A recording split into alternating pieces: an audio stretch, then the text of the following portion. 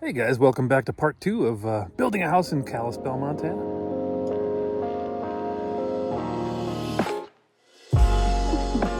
So it's not our house. That's called clickbait.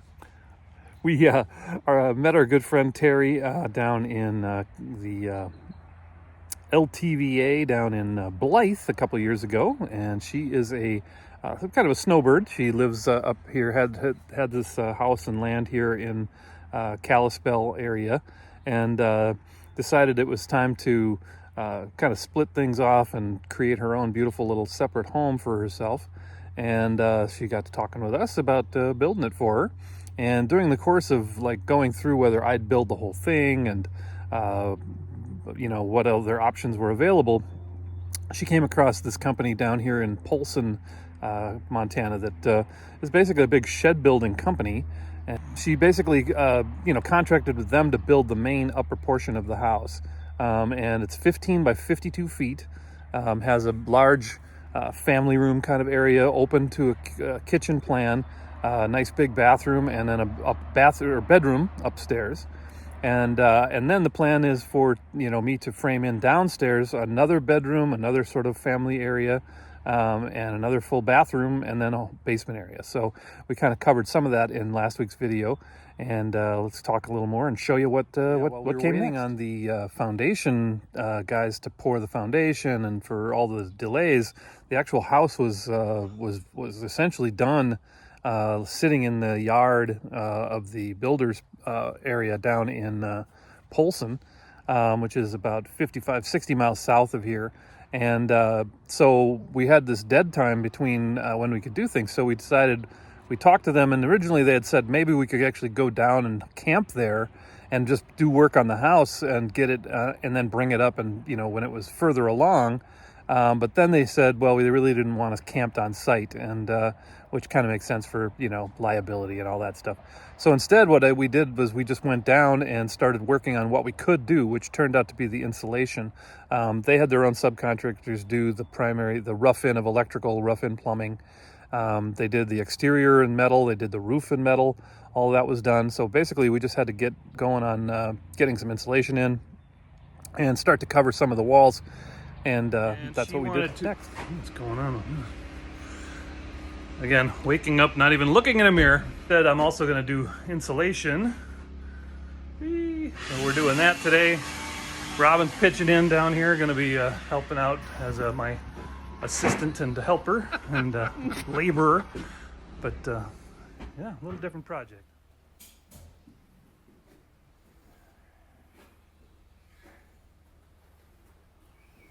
Got her all cocked. Yesterday we did all of the air sealing, went around with some caulk and filled in all of the gaps anywhere where joints meet.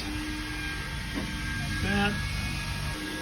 R21 to go into all the ceiling and walls, and then another layer on top of that on the ceiling. So, and for a lot of work to do.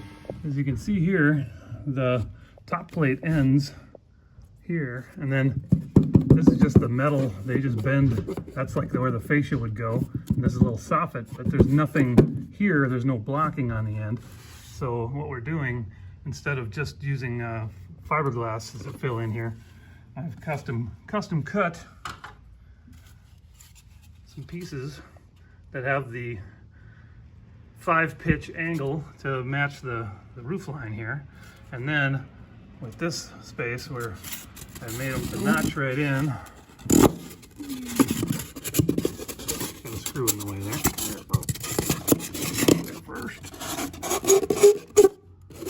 And roughly a little snugger, and now we're going around with foam and filling any gaps in like that, so that get a real actual better barrier from all that cold that's going to be radiating from all that metal out there.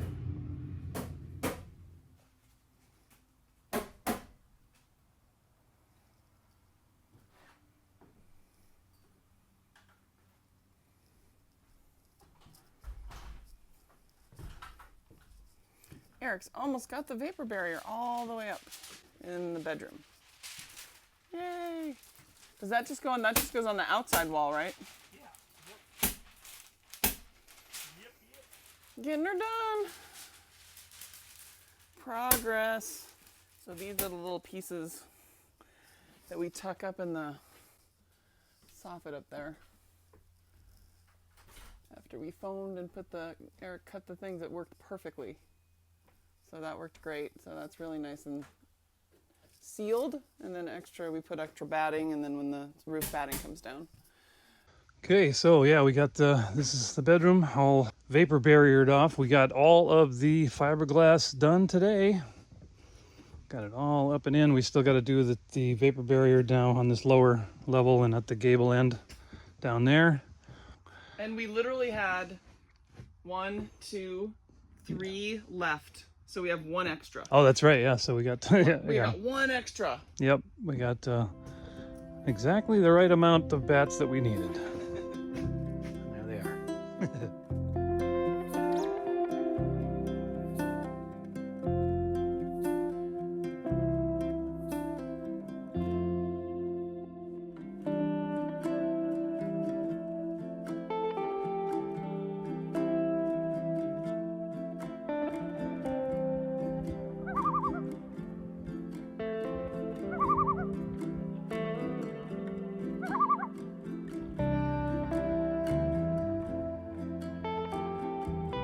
To buy a pallet of nickel gap pine wood to put on some of the walls in the interior. So we also started in on incorporating some of that into the walls while we were waiting to bring it up here.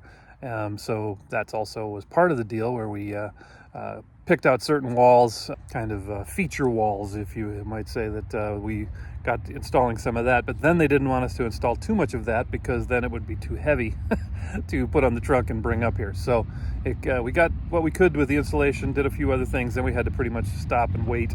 And by then things were the foundation and the footing and the foundation was poured, so then I could jump in on framing the walls that you saw at the beginning of the end of the last video. So that's where we were at next. So let's take another look and show you a little more of what we did.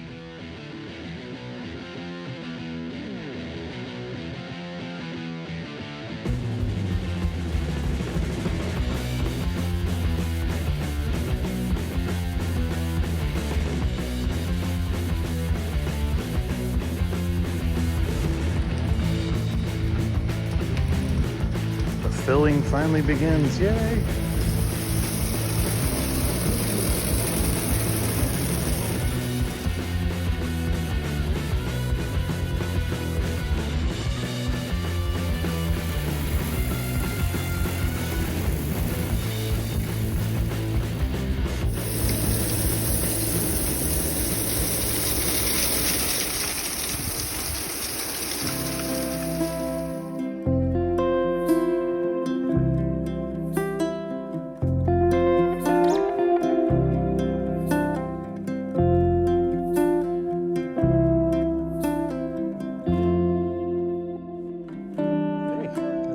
Foam down for the majority of the basement floor, and now ready to start laying out some 1/2-inch PEX tubing for some radiant heat. Tubing is in.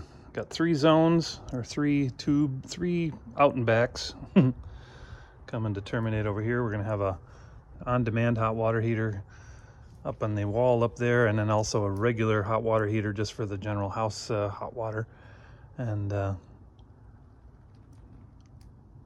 ready for some got the slab Tyvek and windows in. Kind of just waiting for the house is coming next Wednesday to be set on top of all this, so got things I need to do just to kind of keep busy. So got the big windows in. She looks now. I had to leave leave the Tyvek, or the Lowe's version of Tyvek, hanging low so that when I put the next layer on above it, I can flap it on up. But windows in, working on going to be a deck landing over here on this side for the entry door that'll be right about there. Got a beautiful fall morning, brisk and cool. Thanks for swinging by for part 2. Next week we'll have the big reveal when they actually bring the house, and you'll get a lot better look at what we have and what we had to work with. So make sure you come on back next week for part 3. Be sure to click the subscribe button and the notification button also, so that when we do drop new videos, you'll get the notification for that. And again, thanks for watching, and we'll see you next week.